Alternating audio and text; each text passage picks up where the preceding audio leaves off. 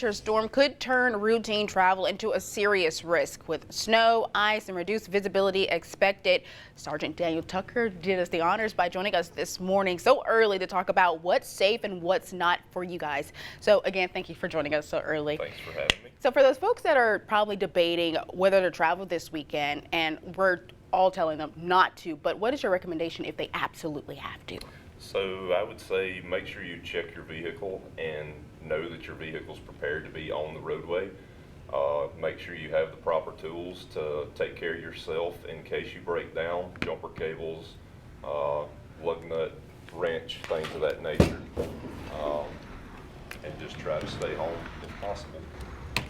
So what is also your recommendation, or what have you guys been seeing as the biggest mistake drivers make during winter storms that you want people to avoid?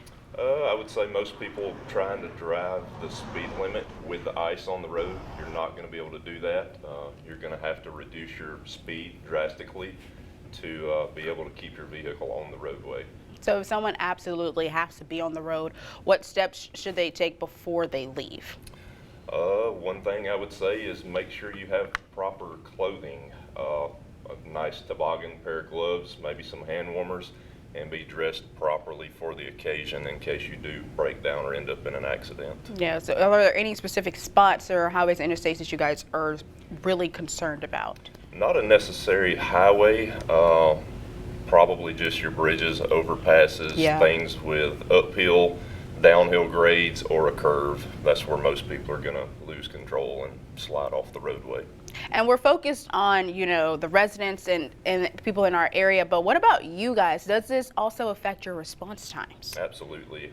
Usually when we go through these weather changes, we change our shift and go to a 12-hour shift so that we can have more manpower out to assist with certain situations. But due to the road conditions and the higher volume of calls, it could take anywhere up to an hour for us to get from where we are currently to wrap up a wreck scene that we're currently working, finish that up, wait for the wrecker driver to get there, load the car up, and then come to your wreck. So you could be sitting on the side of the road in this cold weather for around an hour. And I'm glad that you have brought that up. That's just another reason why people shouldn't go out at all. But if they are out, or is there any tips that they should do if they do become, you know, stranded on those roadways? So a lot of times we see people that lose control of a vehicle and they may slide off the roadway, and they're so focused on them being in the wreck and their vehicle and checking their vehicle, things of that nature, and they lose focus that they need to pay attention that if they lost control of their vehicle in this situation, there's a great chance that the next vehicle coming up the road could lose control also and come down the same path and strike your vehicle or you. So you need to pay attention to things like that. Okay, and the last question is, what message do you want to stress to, you know, the viewers at home right now, especially those who probably think because they have four-wheel drive that they can make it? I mean, it's the same things we've been saying all week, you know, stay home if absolutely possible, but we know sometimes certain situations come up and you have to travel. Like I say, just make sure your vehicle is prepared.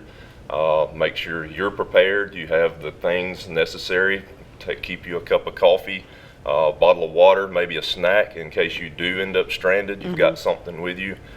Make sure you've got enough clothing, a blanket, sleeping bag, something like that in the car would be a good idea.